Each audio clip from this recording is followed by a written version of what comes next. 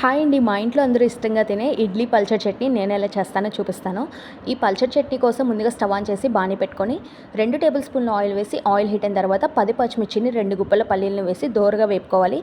ఇవి కాస్త చల్లారిన తర్వాత మిక్సీ జార్లోకి ట్రాన్స్ఫర్ చేసుకొని 2 వెల్లుల్లి రెబ్బల్ని, కొద్దిగా చింతపండుని, 1 టేబుల్ స్పూన్ జీలకర్రని, టేస్ట్కి సరిపడా సాల్ట్ని వేసి కొద్దిగా వాటర్ పోసుకుంటూ మెత్తగా అయితే గ్రైండ్ చేసి పక్కనైతే ఉంచుకోవాలి.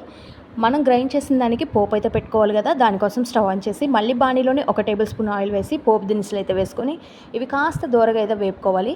కాస్త వేగిపోయిన తర్వాత ఒక రెబ్బ కరివేపాకు వేసి చిటుపట్లాన్నిచ్చిన తర్వాత మనం ముందుగా ఏదైతే పేస్ట్ చేసుకున్నామో చట్నీని మొత్తాన్ని వేసేసి పోపు అయితే పెట్టేసుకోవాలి. కాస్త గట్టిగా ఉంది అనిపిస్తే కొద్దిగా వాటర్ అయితే యాడ్ చేసుకోండి. మీ కన్సిస్టెన్సీకి సరిపడా వాటర్ అయితే వేసుకొని ఇంకా స్టవ్ అయితే ఆఫ్ చేసుకోండి. వేడి వేడి ఇడ్లీలో నుంచి పైనుంచి ఈ చట్నీ వేసుకొని తింటే, ముంచుకొని తింటుంటే మామూలుగా ఉండదండి. టేస్ట్ అయితే వేరే లెవెల్లో ఉంటుంది. Please like, share and subscribe.